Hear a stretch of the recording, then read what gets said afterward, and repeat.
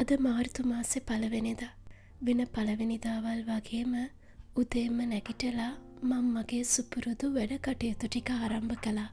වතුර මලෙන් වැටෙන උණුසුම් වතුර ටිකත් හොඳ හැටි නාගෙන සුවඳිටි පන්දම් පත්තු කරලා මියුරු සංගීතෙකුත් දාගෙනයි මං සුපුරුදු විදියට මගේ පළවෙනිදාවේ වැඩ කටයුතු ටික පටන් ගත්තේ.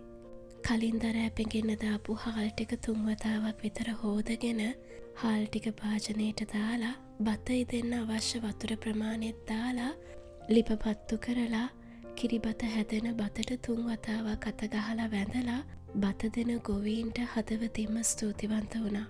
ඒ අතරේ ලුණු ගෙඩියකුත් තෝරලා අරගෙන හීනියට කපාගෙන ලුණු මිරිස හදා ගන්නත් ලෑස්ති කරගත්තා.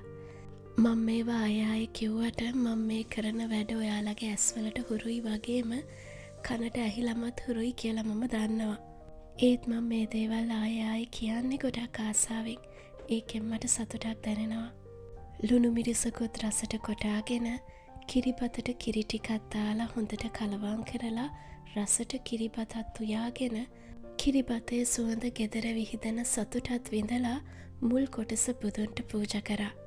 කලබලයක් නැතුව පටන් ගන්න හැම මාසෙම මුල් දවස මම කරන කියන හැම වැඩ කටයුත්තක්ම මම සතුට සිතින් විඳිනවා. මගේ හිතටත් මනසටත් ලොකු සැනසීමක් දැනෙනවා. මේ මාසය මට විශේෂයි. අම්මා කෙනෙක් වෙලා අවුරුදු 13ක් වෙන සතුට සමරන්න මට තියෙනවා. ඒ නිසා මේ මාසය මං ගොඩාක් සතුටෙන් විඳින්න හිතන් ඉන්නවා. මේ ගෙවෙන තප්පරෙත් මගේ හිතේ තියෙන මානසික සුවයට හේතු වුණ හැම ප්‍රාණික අප්‍රාණික දෙයකටම හදවතින්ම ස්තුතිවන්ත වෙනවා.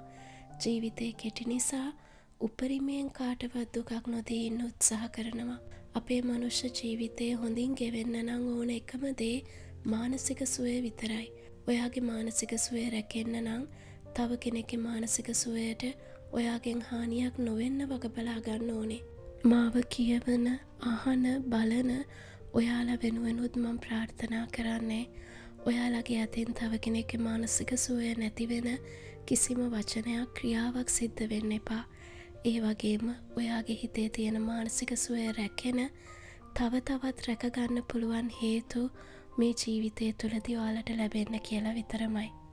ගොඩක් ස්තුතියි මාව අහන් හිටියටයි බලන් හිටියටයි. මේ මාර්තු මාසෙම ඔයාලට සුබ වෙන්න ඕනේ.